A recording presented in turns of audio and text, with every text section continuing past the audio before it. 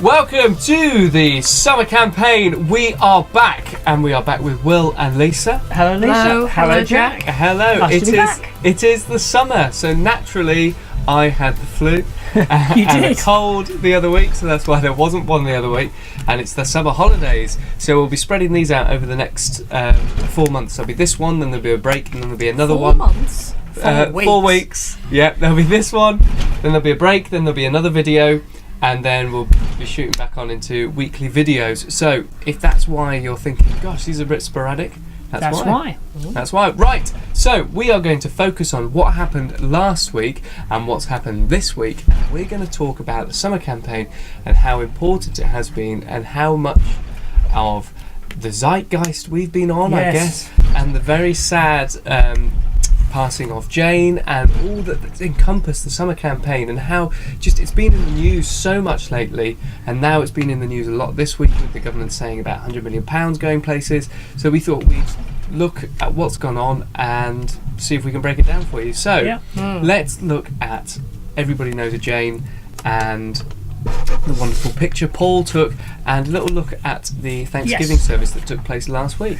Yeah, so it really was a celebration, wasn't it? So thank you for everybody who was there. There were over 100 people there. Some I was very sad to miss it because I was ill. So you were definitely ill. Some of the people who were there didn't actually know Jayne and didn't actually know much about the background to it, but just felt they needed to be there, which I found very interesting. But I also need to thank our dear friends from Channel 4, Paul and his team, because they did a superbly sensitive James very, very sensitive piece of work. And we actually got 6 minutes. I say that it was Jayne's 6 minutes, and I think, you know, when I spoke to Pat and Tia afterwards, there was a real sense of closure, and it was important. So this whole thing about Everyone Knows a Jayne, and that's where the photograph came in, was this legacy and consistent message that we're sending out is that actually don't ignore anybody on the street. Yeah, the problem is bigger than us. The people who are being affected isn't us, isn't House of Bread. It's the people on the street. Yep. And Paul, the reporter, was so nervous. He was texting you, you know, hoping it would be all right for Jayne and her family.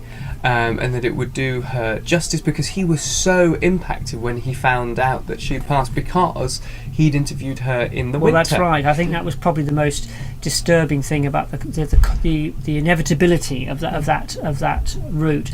So it was a very, very uplifting experience. It was both sad but also very joyous. Thank you to everybody who was part of it, who was there, made the experience that I was going through much easier, because it was a daunting prospect to actually be there and represent a House of Bread like that.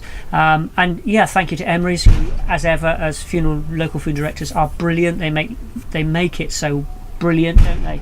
And everybody involved. It was a really good event, and the whole thing about it is this legacy. Everyone knows a Jayne. This picture is going to be in Browning Street, and it will be a daily reminder to us that behind, and I'll quote Paul here, behind every homeless person there was a family, or there is a family, and everybody has a story. And it's all about them. I mean, it's a huge honour doing these funerals. We've done a few in the past. And it is, like you said, it is nerve-wracking because you want to get it right, but also we don't want it to make it about what we're doing and, you know, we're holding the funeral and isn't it great that we can do that. No, it's putting on a time for people to reflect on that person's life and for them to get closure. That's the gym upstairs. So moving on from that, in the same week, as it were, only a few days later, the government have announced big news across all of the papers, and people are talking to us about it and sending us messages saying, look at this, read this, 100 million from the government to end homelessness by 2027. Now, when I read this in the morning, it said government to end homelessness by 2027, and my eyebrows raised up and thought, oh no, I've only got 9 years left in a job. If only.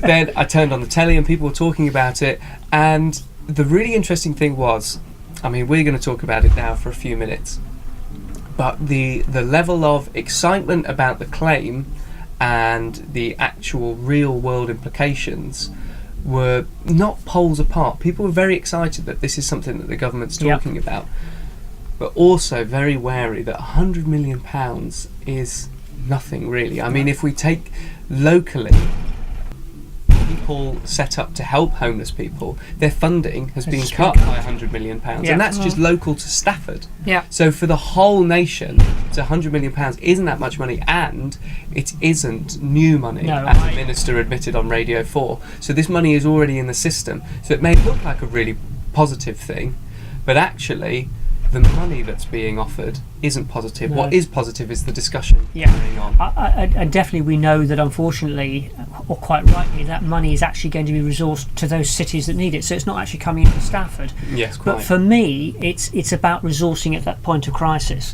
So I absolutely accept that money isn't the entire solution, and it isn't, which is why this whole thing of everyone knows a Jayne is such an important element. These people have lives.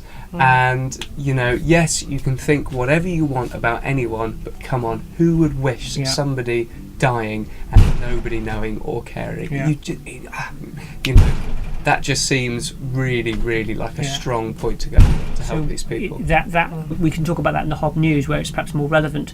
But it's about doing something, not doing nothing. Right, Will has mentioned Hob News. We tend to record these back to back. I think Hob News is going to be about 2 minutes long. We've spoken for so long. Sorry. Hope that you've heard us over the gym coming through upstairs. Sorry, Jim. Yes, Jim. Thank you, Will and Lisa. Right, Jack. Thank you, Jack. Thank you very much for watching. Don't forget to check out Hob News, which we just mentioned, over on YouTube or on Facebook on Sundays. Thank you very much for watching. We will see you next time. Goodbye. Goodbye.